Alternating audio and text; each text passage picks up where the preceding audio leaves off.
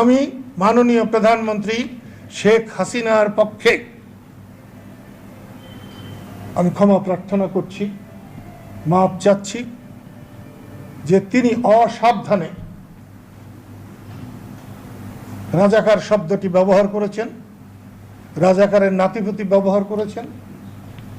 আমি স্বাধীনতার পক্ষের মানুষের পক্ষ থেকে আমি এই জন্যে ক্ষমা প্রার্থনা করছি।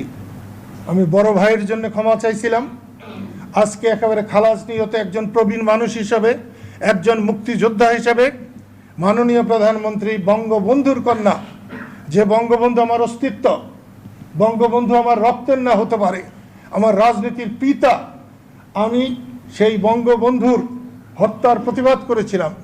সেই অধিকার থেকে আমি মাননীয় প্রধানমন্ত্রী শেখ হাসিনার পক্ষে আমি ক্ষমা